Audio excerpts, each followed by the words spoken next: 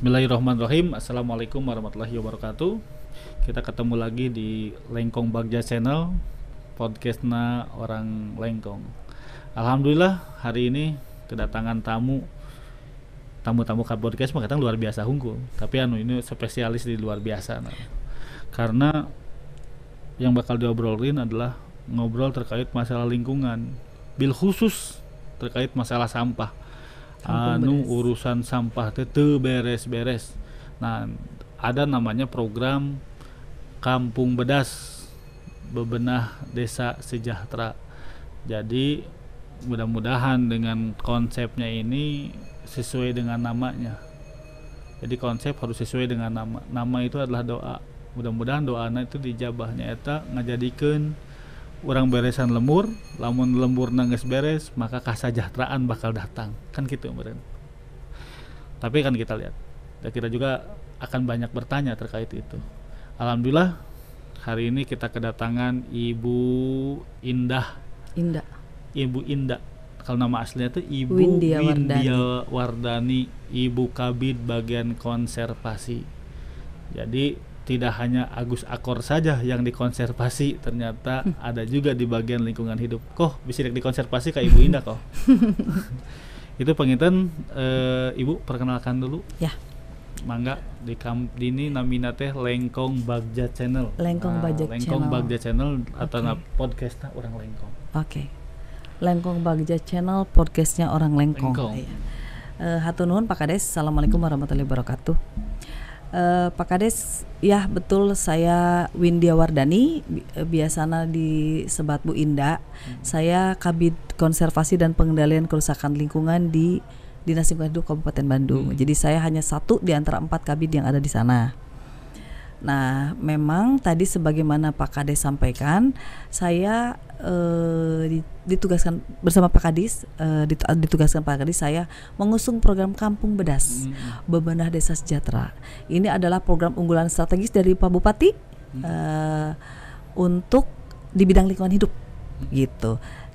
Program ini juga sudah dipayungi oleh Perbup nomor 46 tahun 2022 tentang program unggulan strategis Kampung Bebenah Desa Sejahtera. Jadi maksud tujuannya adalah tadi sebagaimana Pak Kades sampaikan juga pada saat kita sosialisasi tadi. Jadi bagaimana kita mewujudkan desa berbudaya lingkungan, tentu saja dengan mengubah perilaku. Apakah mudah merubah perilaku? Tentu saja tidak, apalagi kita sudah pada dewasa ya.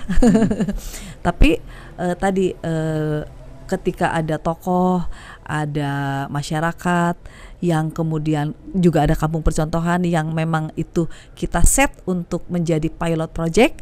Mudah-mudahan nanti ketika itu sudah berhasil, orang kan jadi kabita gitu Pak Kades gitu. Nah, ini juga Kampung Bedas ini juga sudah dilaksanakan pada beberapa desa dan banyak juga yang berhasil. Makanya saya sangat merekomendasikan nanti suatu waktu kader-kader di Kampung Bedas Desa Lengkong bisa sambil studi banding sambil jalan-jalan juga ke sana untuk saling menginspirasi gitu ya. Begitu intinya. Ada berapa desa itu? Sebetulnya kalau dengan sekarang itu 126 tambah 19 145 desa. Berarti ini gelombang ke berapa? Ini tahun ke 5. Untuk Kampung Bedas sendiri tahun kedua sebetulnya untuk Kampung Bedas ya. Tapi untuk program Desa Berbudaya Lingkungan ini kita sejak tahun 2017 gitu. Apa bedanya dengan yang berbudaya dengan lingkungan yang dengan yang kemarin dengan yang sekarang? Beda judul aja. Kita ada beberapa tambahan energi. Misalnya gini, kan Pak Kades kemarin menandatangani surat pernyataan komitmen gitu. Itu dulu enggak. Jadi ini ada evaluasi gitu. Jadi tambahan energi sehingga untuk memperkuat komitmen semua pihak gitu. Intinya seperti itu Pak Kades. Indikator sendiri sebetulnya indikator keberhasilan, kalau disebut indikator yang kan ada 10 indikator nih Pak Kades. 3 indikator diantaranya adalah indikator utama, yaitu tersusunnya Perdes, kemudian terciptanya kampung percontohan, dan juga tersusunnya rencana aksi. Nah, kalau dari indikator itu hampir semua tentu saja Perdesnya ada, percontohannya ya, ada, kampung rencana aksi juga, ya, rencana aksi juga dilaksanakan gitu. Ini kan konsepnya adalah merubah perilaku ya. Betul, sebetulnya itu. Kenapa dengan nama kampung? Karena dalam hal ini Pak Bupati, Pak Kadis meyakini bahwa desa itu tatanan wilayah administratif yang terbawah tapi paling kuat sebetulnya. Desa punya undang-undang gitu ya. Kemudian di desa segala macam ada, potensi ada gitu ya. Nah, seperti itu. Jadi kemudian kita mengusung desa berbudaya lingkungan. Nah, kampung percontohan adalah salah satu indikator dari itu gitu. Jadi sebetulnya nama kampung itu adalah hanya agar mudah dan agar lebih dekat dalam kehidupan kita, sebenarnya itu gitu. Jadi konsepnya sebenarnya desa. Tapi tadi biasanya kita orangnya visual Pak Kades. Jadi kalau kita nggak lihat contoh, itu kita kadang-kadang kan ya mana contohnya nggak ada gitu ta. Makanya visualnya bisa di YouTube. Bisa. Tapi kan kita maksud saya adalah tadi kalau di satu desa kita menginginkannya satu desa, tentu saja semua berubah. Tapi kalaupun tidak, ya ada satu kampung yang kampung itu sebenarnya hanya sebutan komunitas gitu. Jadi maksud saya artinya itu bisa skala RW sebetulnya gitu. Tapi ada percontohan salah satu yang mungkin tempat lain atau RW lain bisa kemudian ternyata di RW itu sudah dikelola ternyata lebih menyenangkan, ternyata lebih asri, ternyata lebih ada muatan-muatan edukasi gitu. Mungkin yang lain juga bisa ngikutin gitu. Intinya sih seperti itu gitu Pak Kades. Bu Kabid dulu waktu DLH udah berapa tahun, Bu? Saya udah lama. Saya sebelumnya di bidang pengendalian pencemaran lingkungan. Tapi DLH juga sama? Iya, DLH. Sebelumnya DLH, tapi maksudnya beda bidang. Waktu pertama kali jadi PNS kan nggak di LH ya? Dinas Pertambangan dulu masih ada dinas pertambangan. Terus masuk ke LH tahun, berarti pertama kali ada LH udah masuk di LH. LH itu dulu di bagian LH. Bagian LH. Bagian LH di Setda dulu. Udah masuk di LH. Saya belum. Pada saat bagian akan menjadi Bapedalda itu saya masuk. Jadi bagian. Dan itu udah pindah kemana-mana di situ. Pindah kemana? Atau jadi kabid apa? Jadi kasih apa? Saya kabid pengendalian pencemaran sebelumnya. Tapi di DLH. Ya, maksudnya belum pernah keluar dari DLH ya? Iya, dulu aja dinas pertambangan pertama kali ya. Iya, awal-awal. Bu, dengan pengalaman Ibu yang sekian tahun di LH, apa sih sebetulnya yang menjadi persoalan di lingkungan itu? Ya, kembali lagi persoalan yang sedang kita bicarakan saat ini, perilaku sebetulnya. Perilaku. Jadi juga ya saya kira kalau peraturan itu kan juga sudah lumayan ada lengkap gitu ya. Kemudian sarana prasarana itu juga bisa diadakan kalau mau itu gitu, kalau kita APBD banyak gitu ya segala macam. Tapi kan kalau bisa. kita gini, kita ngobrolin perilaku ini kan tidak lepas daripada budaya. Betul. Apa yang budaya kita seperti itu? Ada yang budaya adiluhung dan segala macam. Kalau kita menelusuri budaya kita Sunda juga kan itu sebetulnya penuh dengan pembelajaran tentang lingkungan. Misalnya dulu orang tua kita mungkin dulu ya di kampung kalau membuang sampah kan bikin lubang ya. Tapi kan dulu sampahnya memang sampah banyak organik. Jadi ketika lubang itu dia selesai di sana. Ditutup selesai kan? Jadi kompos kan? Nah, ketika sekarang juga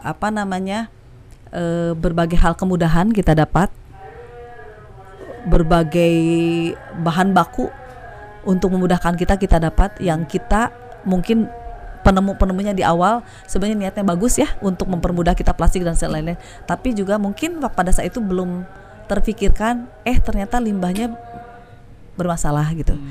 Tapi kan sekarang juga sebetulnya kan ada juga produksi-produksi plastik yang dibuat dari serat dan lain. Jadi artinya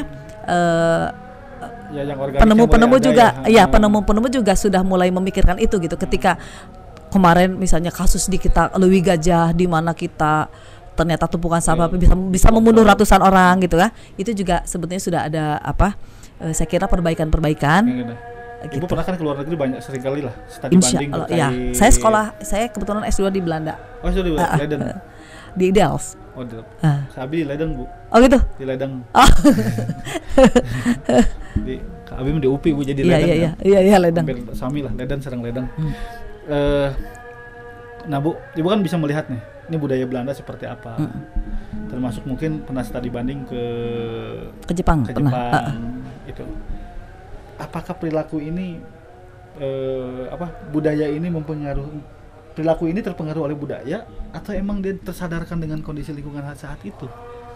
Kalau menurut saya mah dua-duanya ya. Jadi maksudnya seperti Jepang itu kan memang dari awal dari anak-anak itu semuanya sudah diajarkan gitu. Jadi gini aja, mungkin yang kecil aja ngantri. Budaya ngantri kalau di orang lain tuh kan ketika ada antrian orang langsung ke belakang kan. Kalau di kita kan ketika ada antrian ngerubung. Maya 100.000 gitu ya. Nah itu jadi ya kalau menurut saya ya dari budaya juga gitu, tapi kan bukan sesuatu hal yang tidak bisa diperbaiki.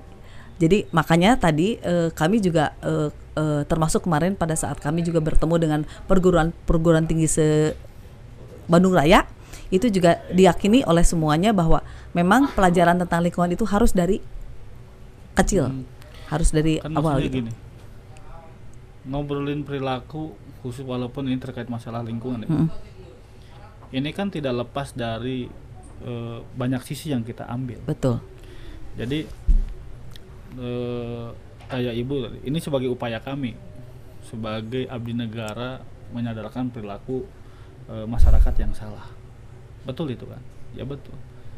Tapi kalau bahasa Ibu mungkin nanti ada istilah SWOT lah, bagaimana tantangan dan segala macam, bagaimana potensi dan segala macam.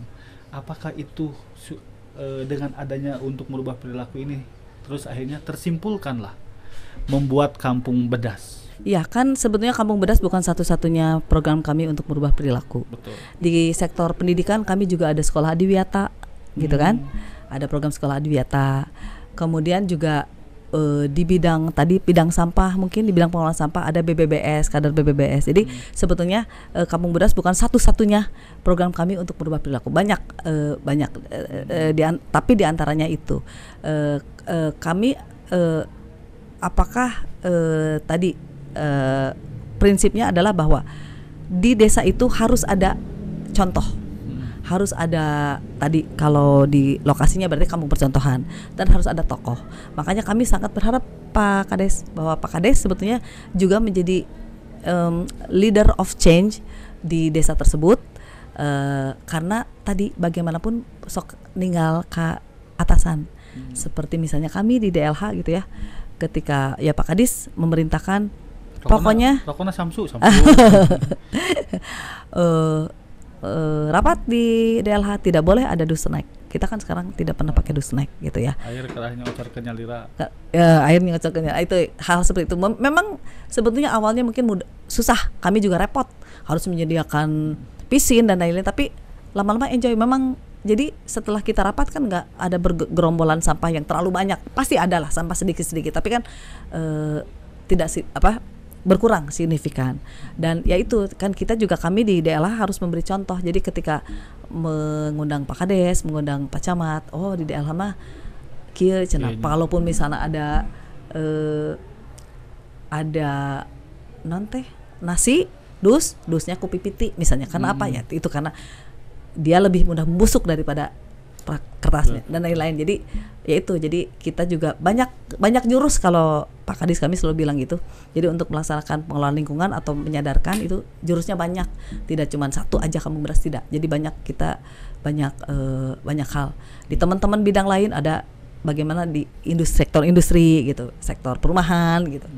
Jadi setiap bidang itu pasti tujuannya ke situ. Ini keren urusan karena ini ngomongin sesuatu anu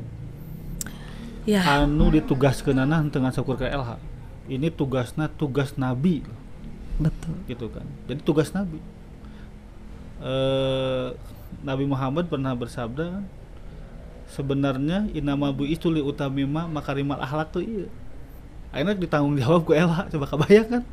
Nah itu. Kata kayak bagian menjadi utusan lamun usum kana zaman Nabi nu Bu Indahna mungkin jadi bagian tina utusan. Jadi saking keren-keren. Nah, Kangjeng Nabi we ngurus itu begitu sulit. Akhirnya rek diurus tapi anak kan cuma satu bidang. hanya bidang perilaku terkait masalah lingkungan. Tapi kan itu menyakup semuanya, Bu ya. Semuanya gimana Gitu. sih? Kalau masalah lingkungan kan menyakup semuanya. Iya, akhirnya kan berbicara lingkungan itu ada akhirnya lingkungan, iya. ada lingkungan Betul. emang yang sebiasanya, ada lingkungan sosialnya, ada Betul. lingkungannya segala macam. Betul. Kalau berbicara lingkungan, Betul. itu Jadi terkait gitu ya terkait dengan yang lain. semuanya. Nah ini ya mudah-mudahan walaupun targetnya 100% ya capaiannya ya ada berapa persen. Ini luar biasa, Bu, sebetulnya. Jadi kalau saya bilang tadi bahwa ini tugas Kabid ini, salam ke Pak Kadis bahwa ini tugasnya tugas Nabi, Bu. Iya. Tapi begini Pak Kades, ini tidak akan berhasil tentu saja kalau tidak ada satu komitmen kepala desa. Menurut saya itu kunci penting gitu, komitmen kepala desa. Kami seringkali juga menemukan, misalnya begitu pilkades, bubar itu kader atau diganti semua, kan itu kan sulit, kita mulai lagi dari awal. Jadi itu komitmen. Dan juga makanya penting juga bahwa nanti harus dibuat perdes mengenai lingkungan untuk yang mengatur masyarakat dalam hal lingkungan di desa ini gitu. Jadi kita bikin, antara ya. itu. Iya. Jadi ya mudah-mudahan saya Bu Kabid hanya punya niat. Jadi semuanya kita akan serahkan kepada yang berwenang. Kepada yang berwenang kita akan serahkan. Kami punya niat. Niat ini sudah tersistematis. Bab 1 naon nanti kan gitunya, Bu. Pembukaan heula nepikeun ke hipotesisnya seperti apa nanti untuk ukuran bahwa ukuran kita keberhasilan itu ada hipotesis. Ya mudah-mudahan pala wargi dorong doa ti sadayana. Karena saya yakin masyarakat ini semuanya udah jenuh juga melihat kondisi hari ini. Tapi ada juga yang hobi. Saya beberapa kali nangkep yang jual nangkep yang buang sampah. Pas saya tangkep, di mana? Balaan lingkungan aing kan gitunya. Itu di mana ngalah Desa tetangga. Ayeuna ngobrol ternyata warga kita. Oh. Warga kita, dia punya usaha makan, kenapa dia tidak bayar? Akhirnya karena tidak bisa karena perjanjiannya Pak ini saya baru pertama kali tidak mau diekspos, ya udah bikin surat-surat tulis-tulisan. Akhirnya komitmen. Bagus dong. Dan ini tidak hanya saya, dulu waktu zamannya Pak Babinsanya Pak Yahwija itu sampai KTP-nya diambil Bisa segala macam. bisa masuk ke perdes tuh Pak Kades. Ya nanti ke depannya kita kan Bagus, maka kemarin ke Kang Rian itu, Kang Rian cobalah dibikinkan tapi kita akan sesuaikan dengan kondisi persuasif juga ya ini kondisi untuk kultur di kita kan. Iya betul. Jadi kalau bahasa itunya ada bukan kearifan lokal tuh kearifan lokalnya di sini dan segala macamnya. Terus bagaimana kondisi perumahan kondisi masyarakatnya di sini. Insya Allah saya ucapan terima kasih Bu Kabid telah mengajak kami sebagai menjadi bagian dari itikat baik Pak Kadis dan Bu Kabid Pak Bupati. Mudah-mudahan karena ini sebagai bentuk upaya, ya mudah-mudahan ini bisa berhasil di Desa Lengkong. Amin. Bebenah desa sejahtera. Bu Kabid tugasnya teh hampang. Iya, ini betul. Tugas berat. Betul. Kali lagi ieu mah teh kapalang ieu mah dinas teh. Aya dinas aya ngarubah perilaku hese. Betul. Tapi teu naon. Kan bentuknya upaya, Bu. Iya. Bentuknya upaya kok. Jadi dan kan dibantuin sama Pak Kades, didukung, disupport gitu. Kabayang coba kok. Rek ngarubah perilaku. Tapi teu naon. Tapi lo bukan, saya ngobrolnya bukan pesimis, Bu. Iya. Enggak pesimis. Iya, saya ngobrolnya optimis. Iya. Cuman ini keren sih. Tekagok gitu terlamun cita-cita teh. Omah hayang naon? Hayang naik ke bulan gitu kan. Ieu mah leuwih tibatan di bulan naik deui kan gitu. Tekagok cita-cita teh ka Pak Bupati. Aduh, Pak Bupati teh kumaha. Keren kan Pak Bupati kan keren. Pak Bupati, Pak Kadis dengan ide gagasannya yang mudah-mudahan ya mungkin nanti kita akan melihat teknisnya selama 10 bulan ini.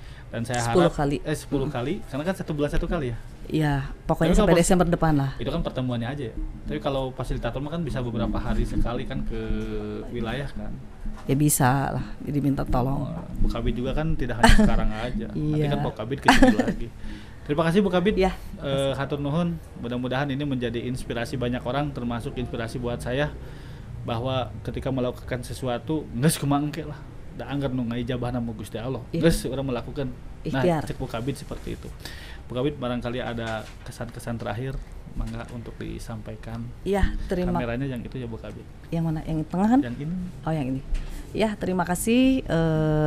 Intinya kami tadi berupaya untuk menggunakan segala jurus agar masalah lingkungan, agar semua sadar bahwa masalah lingkungan ini adalah masalah kita semua gitu, sebagai individu gitu ya. Jadi dengan begitu maka nanti mungkin semua juga secara individu akan merasa penting untuk menjadi bagian melakukan perbaikan lingkungan. Intinya itu, dan bagi kami program ini tadi betul Pak Kades tidak mudah, tapi ternyata kan banyak desa-desa yang bahkan beyond expectation. Jadi melebihi dari apa yang harapan. Iya, banyak yang melebihi harapan, banyak inovasi-inovasi yang di lapangan ternyata ada, ternyata ini begini, ternyata banyak hal yang tidak kami sangka gitu ya. Ternyata di lapangan juga sudah banyak gerakan gitu. Jadi walaupun tadi Pak Kades bilang sulit, tapi kita optimis aja karena kami juga tidak sendiri kan gitu. Kami ada Pak Kades, ada kader-kader, ada teman-teman pegiat gitu. Jadi insya Allah lah Pak Kades, saya kira visi semua orang juga sama ya, ingin kehidupan yang nyaman gitu ya, yang bersih, yang hijau gitu. Jadi hanya mungkin selama ini bingung upahnya gimana, tapi kalau kita bareng-bareng mungkin akan lebih kuat gitu. Intinya sih itu. Gitu Pak Kades. Nuhun Pak Bu Kabid hadir di tengah-tengah masyarakat ketika masyarakat tidak berdaya. Maka konsep dari DLH itu khususnya terkait masalah lingkungan menghadirkan kembali negara di tengah-tengah masyarakat. Ihdinas siratal mustaqim wallahul muwaffiq ila aqwamit thoriq. Wassalamualaikum warahmatullahi wabarakatuh. Waalaikumsalam warahmatullahi wabarakatuh.